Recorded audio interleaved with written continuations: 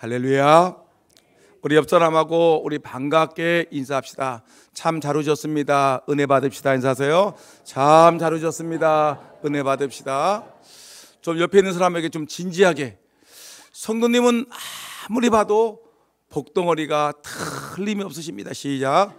성도님은 아무리 봐도 복덩어리가 틀림이 없으십니다. 옆 사람 정말이죠? 복덩어리죠? 그러면 사랑하고 축복합니다. 사랑하고 축복합니다. 아멘. 할렐루야.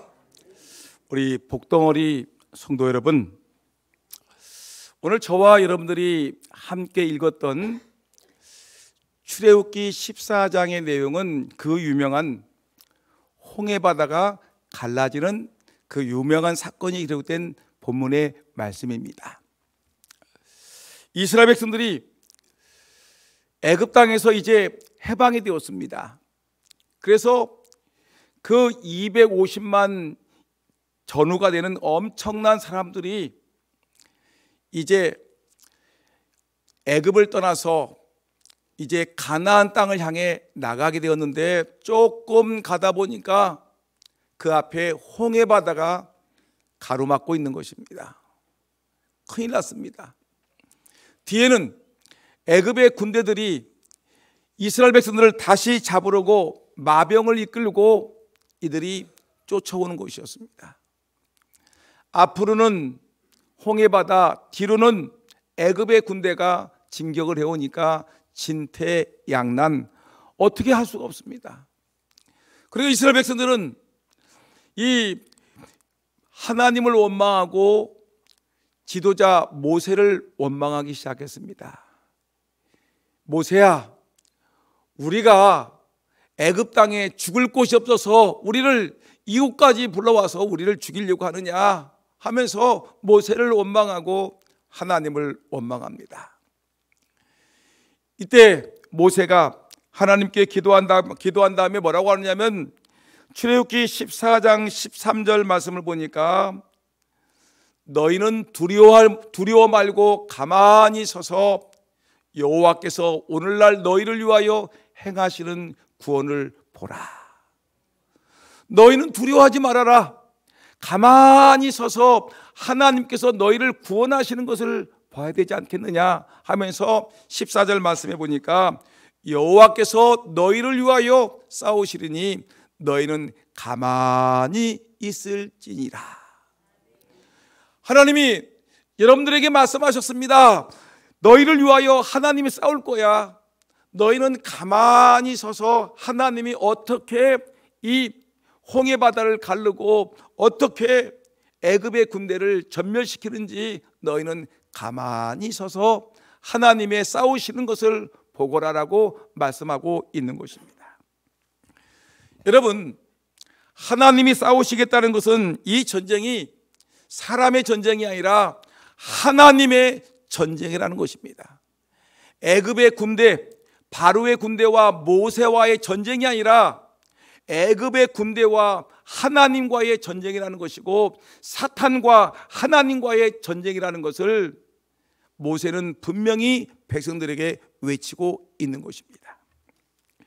여러분, 그래서 모세는 말하기를, 이것은 하나님의 전쟁이기 때문에 너희들은 가만히 서서 하나님이 어떻게 행하시는 것을 보라고 말씀하시죠. 여러분, 이 하나님과의 전쟁에서는 우리가 나설 필요가 없습니다. 우리가 나서게 되면 우리는 피를 흘려야 되고 죽을 수가 있지만, 하나님의 전쟁이기 때문에 우리는 가만히 지켜서서 하나님이 행하시는 것을 보게 되면, 여러분, 우리는 다치지도 아니하고 우리는 죽지도 아니하고 하나님의 승리하는 그 놀라운 장면을 목격할 수 있기 때문에 그렇습니다. 여러분, 하나님은 백전백성 또는 만전만승이라고 얘기하지 않습니까? 다만 우리가 할 수 있는 일은 하나님을 믿는 것, 하나님을 가까이 하는 것, 하나님을 의지하는 것 외에는 아무것도 할 수 없으니까 모세는 말하기를, 홍해바다가 가로 앞에 있다고 이스라엘 애굽의 군대가 막 쫓아온다고 너희들은 두려워하지 말고 가만히 서서 하나님이 싸우신 것을 보라라고 말씀하고 있는 것입니다. 여러분, 정말로 놀라운 역사가 벌어지기 시작했습니다. 오늘 본문 말씀 보니까 여러분, 홍해 바다가 갈라지기 시작했습니다. 밤새도록 동풍이 붑니다. 그리고 홍해가 갈라지기 시작합니다. 점점 물이 줄어들더니 점점 물이 양쪽에 쌓이기 시작합니다. 그러더니 그 250만 명의 사람들이 지나갈 수 있도록 넓은 이 공간이 생기면서 그 바닥은 마른 땅과 같이 아주 뽀송뽀송하게 사람들이 걸을 수 있도록 그 바다의 아랫물이 그렇게 되었습니다. 여러분, 이스라엘 백성들이 홍해 바다를 건너가는 거예요. 마른 땅과 같이 걸어가고 그 홍해 바다는 양쪽에 벽이 되어서 서 있고 이스라엘 백성들은 그곳을 하나님을 찬양하면서 그것을 건너가게 되었습니다. 여러분, 그런데 애굽의 군대들이 이스라엘 백성들이 홍해 바다를 건너간다는 그 신기한 장면을 보면서 그래, 우리도 저 이스라엘 백성들이 저 홍해 바다를 넘어가지 못하도록 애굽의 모든 이 마차들은 달려가서 애굽의 군대들은 이스라엘 백성들을 잡아 죽이자고 얘기를 하고 있습니다. 그래, 애굽의 군대들이 홍해 바다를 가로질러 이들은 달려가기 시작했습니다. 이스라엘 백성들은 마지막 사람까지 홍해 바다를 건너가서 홍해 바다 위로 올라가고 애굽의 군대들은 이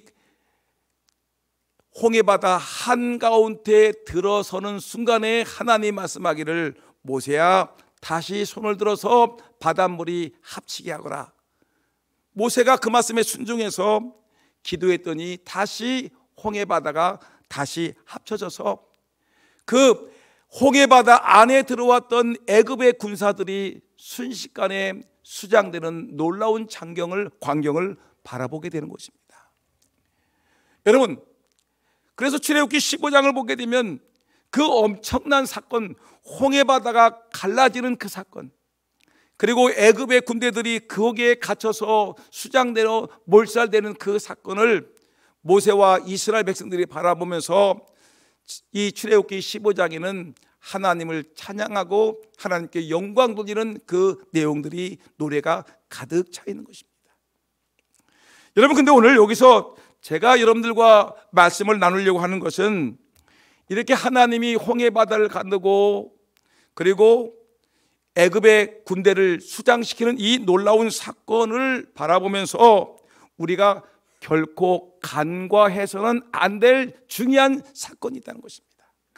그것은 뭐냐면 이 전쟁의 승리가 바로 언제냐?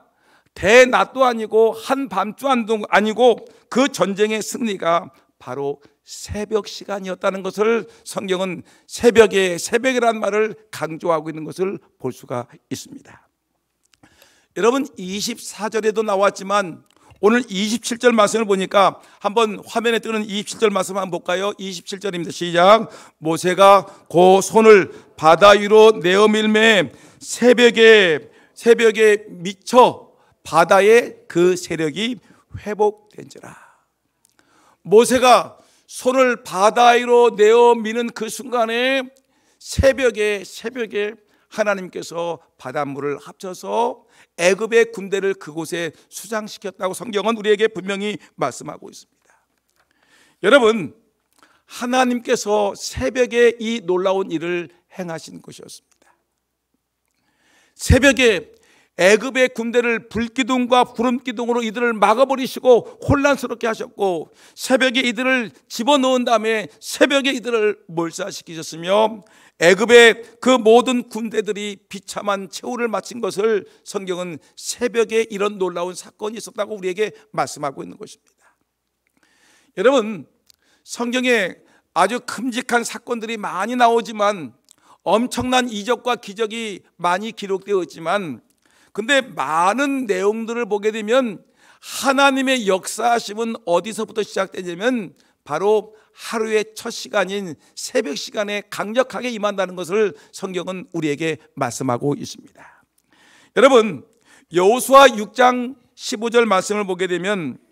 여호수아 군대가 여리고성을 무너뜨리려고 합니다.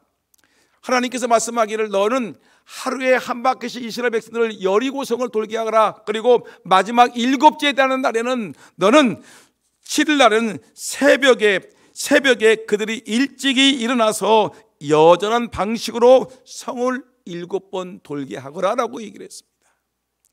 여러분 여기 보니까 여호수아 6장 15절 말씀 보니까 제7일에 새벽에 그들이 일찍이 일어나서 새벽에, 여러분 여리고성이 7바퀴 도는데 그때 이스라엘 백성들이 하나님 말씀하기를 너희들 새벽에 일찍이 일어나서 여리고성을 돌거라. 그리고 소리를 지르게 되면 그 성이 무너져 내리리라.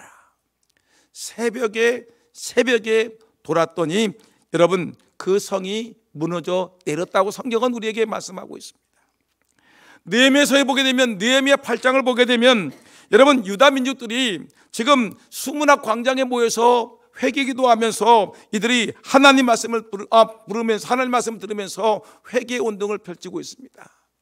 이스라엘 민족이 이전에 우상을 섬기다가 나라가 아수르에 망하고 바벨론에 망해서 나라가 폭삭 망해가지고 포로로 끌려가고 결국은 비참한 시대가 되었는데, 이들이 돌아와서 회복운동을 하는 것이 성경의 느헤미야 8장을 보니까 회개 운동을 시작하는 그 시점을 보니까 새벽부터라고 성경은 기록되고 있습니다. 새벽에 하나님이 역사하신다는 것입니다. 여러분 열왕기야 3장 20절 이하의 말씀을 보니까 지금 이스라엘 백성들이, 이스라엘 군인들이 지금 모압과 전쟁을 하고 있습니다. 전쟁을 하고 있는데 밤새도록 칼을 휘두르고 달려가고 뛰어가면서 적진과 막 싸움을 하고 있습니다. 그런데 여러분 전쟁을 하는데 이 군사들이 목이 말라가지고 견딜 수가 없습니다. 전쟁에서 적의 칼에 맞아 죽는 것보다 더 힘든 것이 지금 목이 말라서 죽을 것 같은 그런 이 목이 갈증에 심한데, 보니까 여러분 이스라엘 군 진영에서 물이 콸콸콸콸 쏟아 내리는데 이 물이 쏟아짐으로 말미암아 군사들이 목을 축이고 다시 힘을 얻어서 전쟁을 해서 승리하게 되는데, 여러분 바로 이 시간이 새벽이었다고 성경은 말씀하고 있습니다. 새벽을 깨우시는 하나님, 새벽에 도우시는 하나님, 새벽에 우리에게 이기시는 하나님께서 오늘 우리에게 말하기를 우리에게 새벽이라는 말씀을 강조하고 있는 것입니다.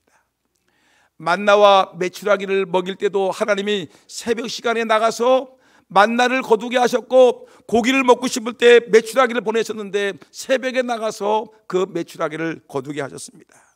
그리고 여러분 예수님께서 부활하셨는데 예수님의 부활이 바로 새벽에 있었다는 사실을 우리는 결코 잊어서는 안 될 것입니다. 시편 46편 5절 말씀에 시인은 말하기에 새벽에 하나님이 도우시로다, 새벽에 하나님이 도우시로다 우리에게 말씀하고 있는 것입니다. 마귀는 한밤중에 역사하십니다. 마귀는 한밤중에 역사하지만 성령은 새벽에 역사하신다는 걸 기억하고, 여러분 한밤중에 살아가기보다는 새벽에 하나님 앞에 나와 기도로 시작하는 저와 여러분 모두가 되기를 예수님의 이름으로 축원합니다. 신선한 공기를 마시면서 맑은 정신을 가지고 하루 일과를 시작하게 되면 얼마나 좋겠습니까?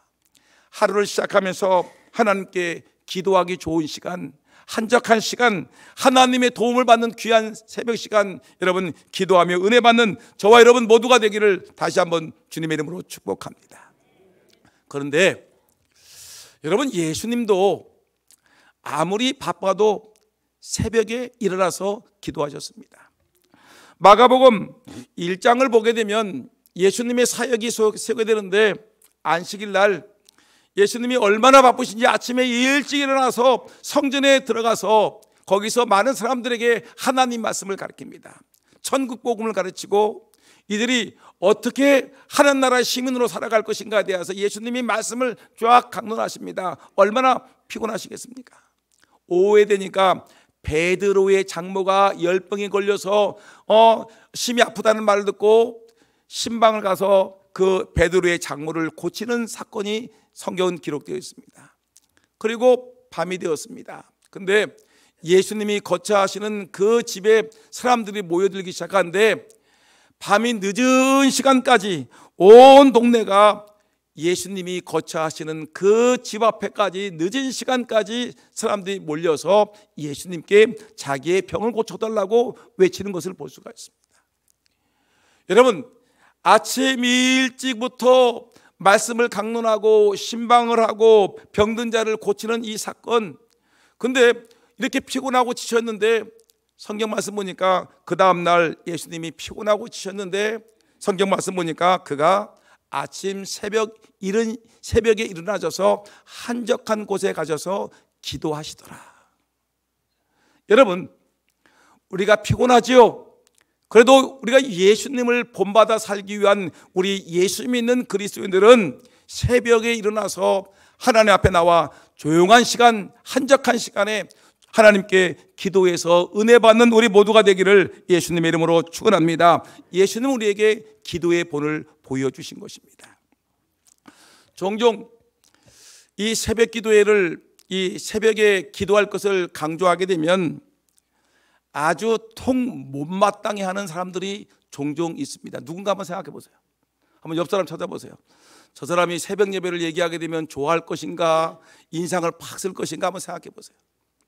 종종 실제로 새벽 기도회를 강조하다 보게 되면 목사님 정말 바빠 죽겠는데, 정말 피곤해 죽겠는데 무슨 새벽 기도입니까?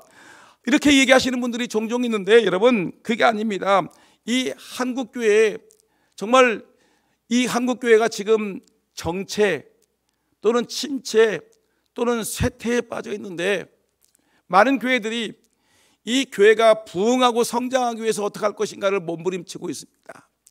예전에 제가 어렸을 때 70년대, 80년대, 90년대 뭐 이렇게 할 때 보게 되면 교회가 막 기도원에 가서 기도하고 철야 기도하고 금식 기도하고 교회들마다 막 기도하는 소리로 막 들끓었습니다. 교회가 기도할 때는 교회가 부흥했는데, 근데 안타깝게도 교회가 기도의 소리가 멈추기 시작했습니다. 기도원이 거의 다 문을 닫았습니다.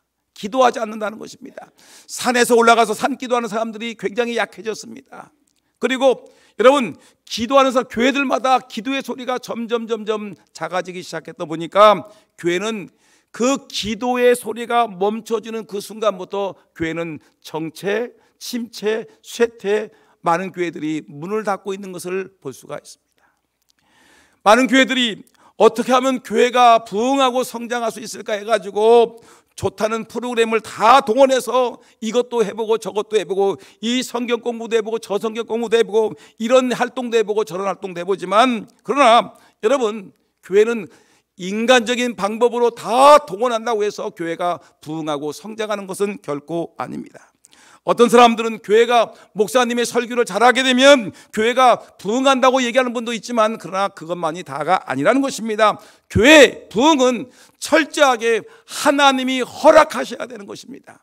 하나님께서 그 교회를 기뻐하시고 그 교회를 축복하시고 그 교회가 은혜를 주셔야지 교회가 부흥하는 것입니다.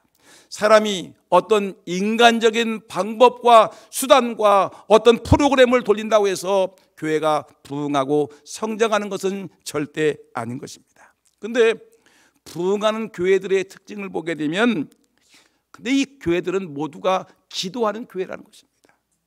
기도하는 교회, 하나님께서 기뻐하시고 하나님께서 그 교회에 은혜 주시고, 기도하는 교회 성도들이 많이 기도하니까 성도들이 은혜 받고 능력 받고 체험하고 기도의 응답을 받으니까 교회를 더욱더 열심히 나오고 은혜를 받은 간증들이 있으니까 더욱더 기도하다 보니까 그 교회는 날마다 은혜 가운데 부흥하고 성장하는 것입니다.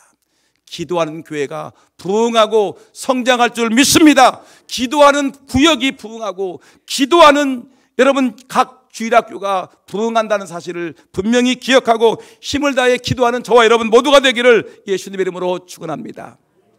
서울에 저 대학원 동기 목사님이 계십니다. 이 목사님은 늘 아주 이 새벽 무릎을 강조합니다. 새벽에 기도해야 됩니다라고 강조하는 분인데, 근데 교인이 한 1000명 이상이 되는 교회인데, 서울의 한복판에 있는 교회인데, 근데 이 교회가 새벽기도회가 서울 한복판에 있으니까 1000여 명 모이는 교회인데 새벽기도회에 30명 나옵니다. 그런데 그 이 목사님이 미국의 그 LA의 그 한인교회인 남가주 사랑의 교회에 가셔서 부흥회를 하게 되었습니다.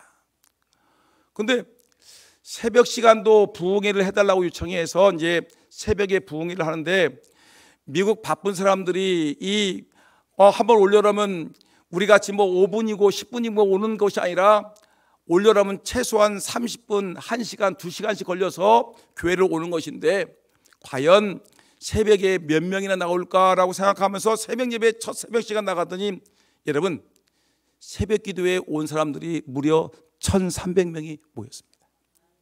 1300명이 모여서 새벽에 찬송을 하고 기도하고 말씀을 듣는데 아멘 아멘 하는데, 이 목사님이 도리어 부흥해서 은혜를 끼치려고 갔다가 도리어 자기가 큰 은혜 받고 회개하기 시작했습니다.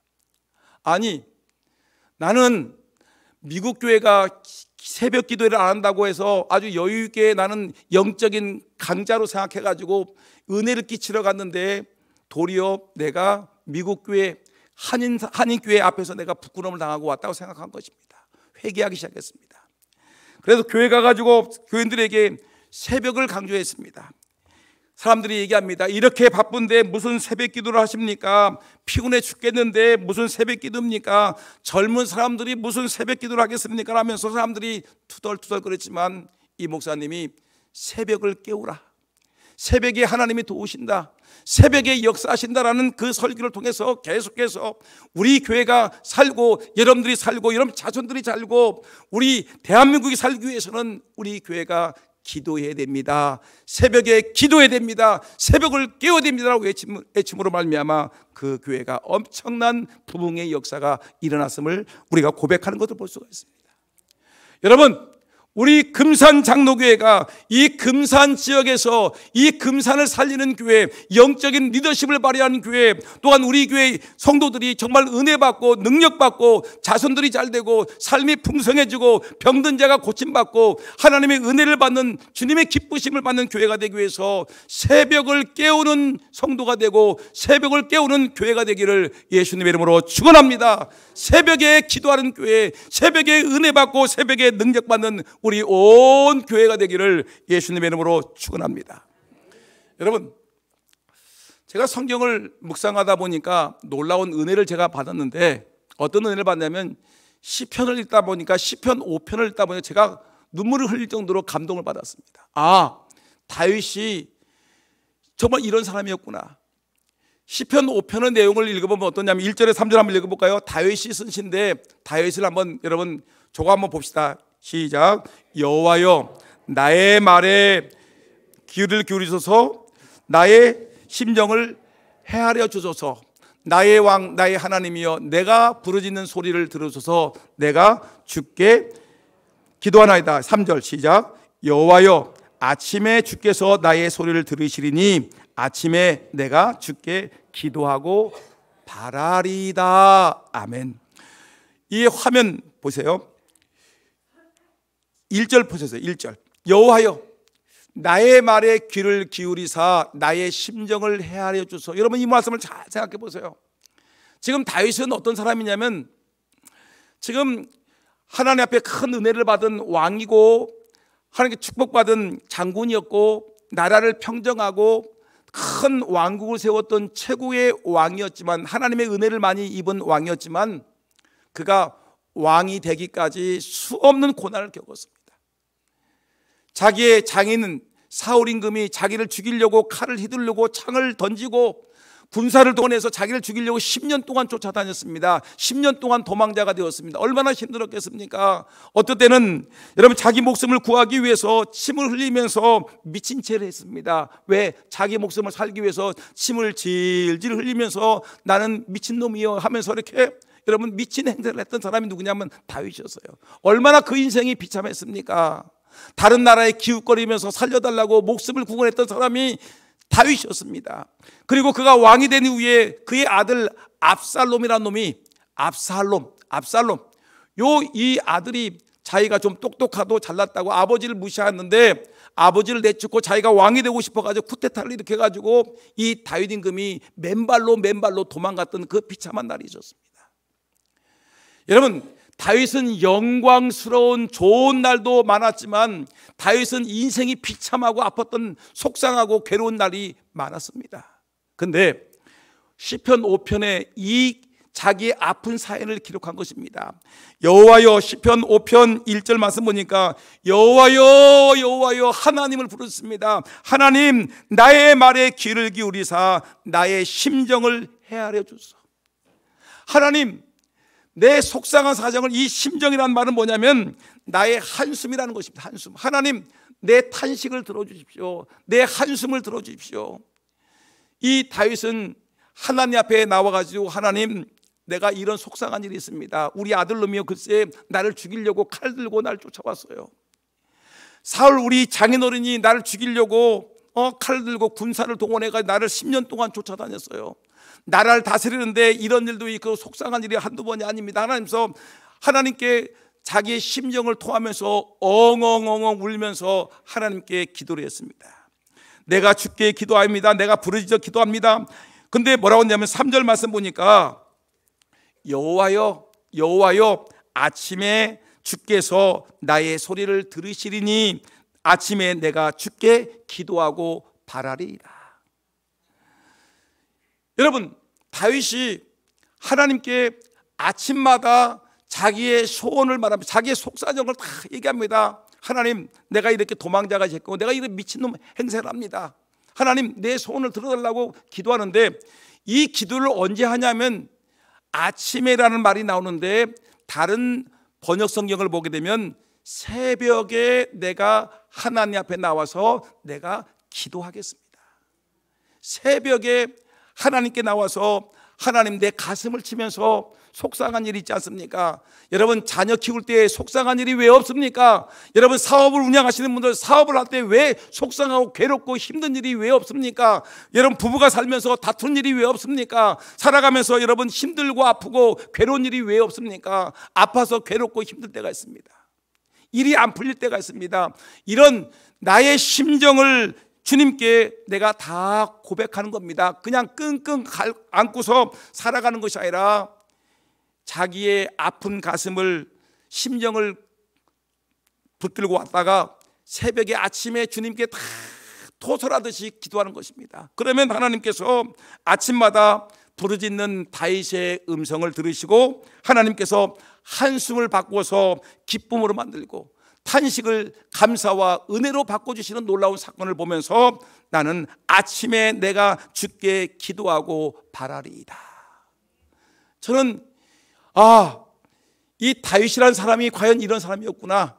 속상하고 아프고 괴롭고 한숨 쉴 만한 일들이 많을 때마다 주님 앞에 나와서 새벽에 주님께 기도하고 하나님의 은혜를 입었다는 것을 보면서 여러분, 제가 이렇게 은혜를 받았으면 오늘 하나님을 믿는 우리 모든 성도들도 새벽에 여러분들의 탄식과 아픔과 괴로움을 주님께 토설하듯이 기도하고 응답받는 저와 여러분 모두가 되기를 예수님의 이름으로 축원합니다. 그러면 마지막으로 간단하게 몇 가지 새벽 기도를 하게 되면 어떤 유익이 있는지를 잠깐 말씀드립니다. 여러분, 새벽에 기도하게 되면 가장 먼저 어떤 은혜가 있느냐면 하루의 첫 시간을 하나님께 드리고 하나님과 교제함으로써 그날 모든 일에 하나님의 축복이 임할 것을 확신할 수가 있습니다. 한 주일의 첫날이 뭐죠? 주일 아닙니까? 이 주일날 우리가 예배를 잘 드리고 은혜를 받으면 한 주일이 평안합니다. 3월 1일 날 하나님께 은혜 받으면 여러분 한 달 동안이 평안합니다. 여러분, 그 때문에 우리가 첫 시간을, 하루의 첫 시간을 하나님께 드리면 그날 하루가 평안하고 기쁨이 있기 때문에 하나님과 교제하고 찬송하고 은혜 받고 돌아설 때 우리의 마음이 얼마나 좋습니까? 그때 그날 하루가 기쁘고 복되다는 것입니다. 성경 말씀 보면 로마서 11장 16절 말씀 보니까 이런 말씀이 있는데 한번 볼까요? 제사하는 처음 익은 곡식가루가 거룩한 즉 떡덩이도 그러하고 뿌리가 거룩한 즉 가지도 그러하도다. 이 말이 뭘까요? 여러분, 주부들이 밀가루 반죽을 하는데 반죽의 일부분을 떼어서 그걸 하나님께 드리게 되면 그 나머지 그 반죽도, 밀가루 한 반죽도 다 거룩하다는 것입니다. 뿌리가 거룩한 즉 그 가지도 거룩하다 얘기했는데, 여러분, 저는 지금도 생생하게 기억나는 것이 있는데, 지금 우리가 잘 하지 않아서 아쉬운 것이 있는데, 여러분, 성미라는 말 들어보셨죠? 성미를 한다는 말 들어봤을 겁니다. 예전에 우리 어머님들이 밥을 할 때 그 쌀을 씻기 전에 밥을 한 스푼이든지 한 움큼을 집어가지고 조그만 항아리에다가 쌀을 집어넣습니다. 그리고 나머지를 가지고 쌀을 씻어가지고 밥을 했습니다. 그리고 그 밥을 가지고 우리 가족들이 맛있게 먹었습니다. 여러분, 근데 조금 쌀을 떼어서 가족들이 먹을 쌀 중에서 일부분을 떼어서 작은 그릇에다 담았다가 그것이 일주일 동안 모았다가 아니면 한 달 동안 모으면 제법 이만큼 되겠죠? 요것을 가져다가 성미라고 해가지고 하나님의 교회에다가 바친 겁니다. 그래서 이 쌀을 가지고 교회는 모아가지고 이것을 이 목회자들에게, 전도사님에게 드리고, 또한 목사님, 저희들이 정성껏 모은 쌀입니다, 이거를 생활하는데 보태시기 바랍니다 해가지고 쌀을 드렸습니다. 그리고 또 남는 쌀들은 교회 행사를 위해서 또는 가난한 이웃들에게 이 성미쌀을 나누게 되었습니다. 여러분, 그러면 이렇게 조금씩 내가 쌀을 떼어서 드렸는데 성경은 뭐라고 이러냐면, 오늘 말씀 보니까 제사는 처음 익은 곡식가루가 거룩한 즉 떡덩이가 거룩하고 뿌리가 거룩한 즉 가지도 그러하다는 말씀과 같이, 여러분, 정말 밥을 할 때 한 숟가락 떠내는 그 마음이 얼마나 귀하고 거룩하고, 여러분 얼마나 귀하십니까? 근데 그 나머지 쌀들도 다 거룩해지고 그 거룩한 쌀로 밥을 해 먹을 때 온 가족들이 복을 받는 것이고 삶은 풍성해지고 하나님의 은혜를 받는 것이다. 그 쌀로 밥을 먹는 사람들이 복되도다라고 성경은 말하고 있는 것입니다. 여러분, 하루의 첫 시간을 아침에 일어나서 새벽 4시 반에 일어나서 여러분 5시에 옷을 여러분들이 일어나서 세수하고 옷을 갈아입고 성경 찬송을 끼고 여러분들이 하나님의 전에 나와서 찬송하고 기도하고 말씀 듣고, 여러분들 가정을 위해서 기도하고 여러분 자녀를 위해서 기도하고, 또한 여러분들 마음속에 속상한 속사정을 하나님께 토설하면서 기도하게 되면 여러분 그 하루가 복되다는 것입니다. 그 하루가 축복된 날이 된다는 것입니다. 이것이 새벽 기도의 아주 큰 유익이라는 것을 잊지 않기를 주의 이름으로 축원합니다. 그 다음에 또 하나, 새벽 기도가 왜 유익하고 복되느냐, 또 하나의 이유를 보게 되면 새벽 기도를 통해서 하나님의 역사를 더 많이 체험할 수 있기 때문에 그렇습니다. 새벽에 기도할 때 역사가 나타납니다. 홍해 바다가 갈라지고 여러분 맑은 샘물이 터져나오고 여러분 만나와 메추라기가 쏟아지고 엄청난 일들이 벌어지는데, 여러분 사사시대 때 우리나라에 홍길동과 같이 불쌍한 사람이 하나 있는데 아버지를 아버지라 부르지 못했던 사사가 있었는데 그 사사 이름이 입다입니다. 입다. 무엇을 입어요? 바지를 입습니까? 코트를 입습니까? 입다라는 사사가 있는데 8대 사사 입다인데, 그런 성경 말씀 보니까 이 사람은 기생의 아들로 태어나가지고 자기의 본처의 자식들이 어찌나 구박을 하는지 도망자가 되었습니다.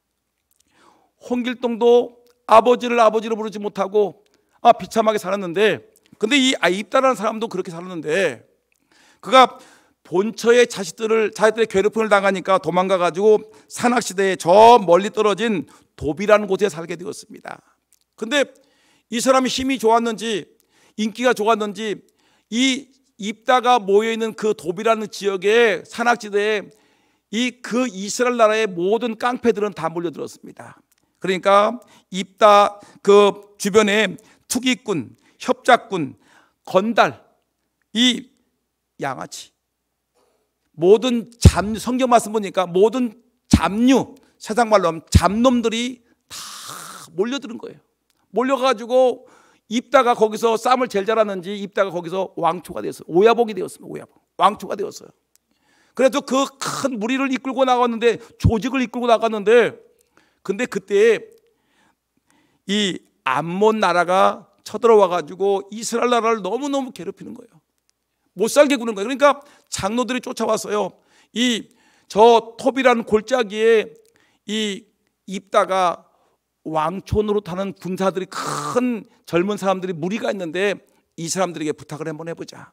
그래가지고 입다에 찾아와가지고, 입다님, 장로들이 머리를 숙이면서, 입다님, 당신이 저 암몬 자손을 물리치고 이 나라를 해방시켜 주시면 당신을 우리나라의 최고의 지도자로 삼겠습니다. 대통령으로, 왕으로 최고의 지도자로 삼겠습니다. 그러니까 입다가 깜짝 놀랐어요. 자기는 기생의 아들로 태어나가지고 아버지를 부르지 못하고 비참하게 저 골짜기에 살고 있는데, 아니 내가 저 이스라엘 민족의 원수인 암논이라는 사람들과 싸워서 승리하게 되면 내가 민족의 지도자가 된다고? 그래서 그 순간에 그는 하나님께 기도하기 시작했습니다. 사사기 11장 9절 말씀 보니까, 만일 여호와께서 그들을 이기게 하신다면 정말 내가 당신들의 머리가 되는 것입니까? 기절하죠. 내가 저 하나님께서 분명히 전쟁의 하나님이신데 믿음이 있죠. 그들을 이기게 하신다 그러면 내가 당신들의 지도자가 되겠습니까? 다시 묻는 거죠. 그 다음에서 11절 말씀 보니까 뭐라고 하냐면, 하나님께 기도합니다. 입다가 미스바에서 자기의 말을, 자기의 마음속에 품고 있는 모든 말을 다 여호와 앞에 고하니라. 이 말은 뭘까요? 하나님께 기도했다는 거예요. 입다가 하나님께 기도하고 하나님, 저 암논 자손들을 이기게 하여 주옵소서. 우리 민족의 지도자들이 그러면 이렇게 전쟁에서 이기게 되면 내가 민족의 지도자가 되는데 하나님 도와주십시오. 하나님 전쟁에서 승리하게 해달라고 기도하지 않습니까? 결국은 입다가 승리해서 그의 인생이 잡류의 오야봉에서 민족의 지도자, 사사가 되는 놀라운 축복을 받게 된 것입니다. 여러분, 인생이 바뀐다니까요. 환경이 바뀌어진다니까요. 삶이 달라진다니까요. 병든 자가 건강한 자가 된다니까요. 여러분, 이런 놀라운 은혜가 어디서? 새벽에 기도할 때 역사가 나타난 것입니다. 마지막 하나만 더 보면, 여러분, 하나님은 혼자 기도하는 것보다, 그냥 몇 명이 기도하는 것보다 우리 교회 교인들이 다 나와서 이 자리에서 하나님을 찬송하는 사리가, 찬송이 새벽에 웅장하고 기도 소리가 그냥 크고 찬송이 크고 하나님께 예배하는 무리들이 많고 합심해서 기도할 때 하나님은 더 강력한 역사로 우리의 모든 문제를 해결할 줄 믿습니다. 여러분, 이제 저는 말씀을 마치려고 합니다. 제가 새벽 기도를 강조할 때마다 여러분들에게 몇 가지 지침을 말씀드렸습니다. 뭐냐? 여러분, 새벽 기도를 잘 나가기 위해서 우리가 할 수 있는 노력이 있는데, 첫째는 먼저 저녁에 일찍 주무셔야 됩니다. 텔레비전 볼 거 다 보고, 미스터롯 밤 11시 12시까지 하는 거 다 보고, 축구 다 보고, 유튜브 다 보고, 언제 새벽에 나올 수 있겠습니까? 여러분, 새벽에 일찍 나오시기 위해서는 여러분 일찍 주무시기를 주님의 이름으로 부탁드립니다. 일찍 주무셔야 돼. 두 번째 뭐 하냐면, 주무실 때는 생수를 벌컥 드셔야 됩니다. 물을 많이 드셔야 돼요. 물을 많이 드시면 새벽에 안 일어나려고 해도 안 일어날 수가 없어. 여러분, 하나님께서 깨워주셔요. 발로 뻥뻥 차시면서 일어나라 하셔. 여러분, 새벽에 여러분 일어나기 위해서 뭘 마셔야 된다고요? 물 좀 많이 드시고 주무시기 바랍니다. 세 번째, 아파트에 사시는 분들은 이중주차 때문에 차를 빼기 힘들어서 못 나왔어요라는 말을 하지 마시고요, 일찌감치 차를 빼기 좋은 곳에다가 여러분 주차하셔서 차를 잘 나오게 하셔야 됩니다. 차 핑계 대지 마세요. 차를 잘 주차하세요. 그 다음에 네 번째, 혼자만 나오지 마시고요, 서로 격려하세요. 여러분, 내 남편이 침을 흘리고 자면 발로 차서 어떻게 합니까? 발로 차서 여러분 모시고 나와야 되겠지 않습니까? 우리 아들, 딸들 그냥 잠들어 있으면 좀 깨워야 되지 않겠습니까? 나 혼자만 은혜 받지 말고 우리 온 교우들이, 우리 구역 식구들이, 구역장, 구역 권찰, 여러분 구역 교사 이때 뭐 하는 겁니까? 여러분 장로님들 뭐 하시는 겁니까? 우리 안수 집사님들, 우리 권찰님들 뭐 하는 겁니까? 이름만 지도자가 아니라 이럴 때 교회 부흥하고 여러분들 영혼이 살리는 일을 위해서 지도자들이 열심을 내서 구역 식구들을 깨우고, 구역 우리 전도회 회장님들은 전도회 회원들에게 연락해서 우리 다 모입시다라고 얘기해야 되지 않겠습니까? 장로님들, 안수집 사람들, 권사님들 여러분 힘내셔야 됩니다. 그냥 언제까지 졸고 있고 언제까지 그냥 남들은 깨워서 막 기도하고 자녀를 위해서, 가정을 위해서, 사업을 위해서 내 답답한 심정을 놓고 하나님께 기도하는데 언제까지 돼지같이 꿀꿀 타면서 여러분 그냥 살겠습니까? 그러지 마시고요. 좀 일어나서 좀 깨어서 정신 똑바로 차리고 하나님께 기도해서 믿는 자답게 새벽을 깨우는 저와 여러분 모두가 되기를